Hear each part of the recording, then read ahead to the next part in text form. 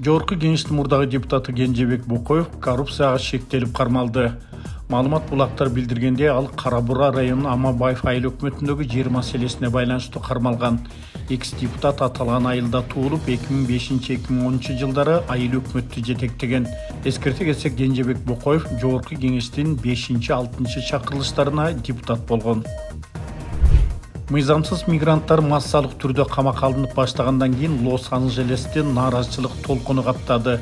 АКШ президенти Дональд Трамп мыйзамсыз миграцияга каршы рейдтерди айыптаган акциялар өтүп жаткан Лос-Анджелеске улуттук гвардиянын аскерлерин киргизди.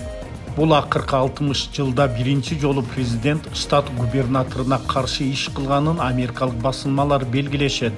Губернатор улуттук гвардиянын чыгарылышын талап кылып, Трампты кызмат абалынан кыянаттык менен пайдаланган деп айыптоодо.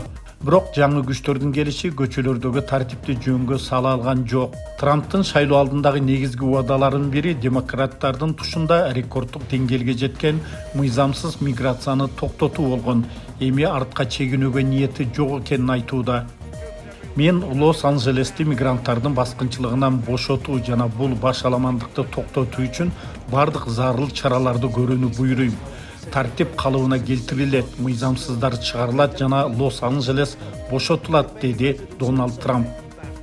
Сан-Францискодо да нааразычылык акциялары башталды. Полиция менен кагылышуулар болуп, укук коргоо органдарынын кызматкерлерине таштар жана петардалар ыргытылды.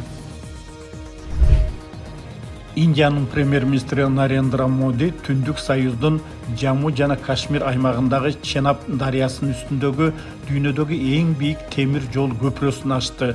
Көпүрө аймактагы транспорттук инфраструктураны жана туризм индустриясын өнүктүрүүгө түзөт деп айтылууда.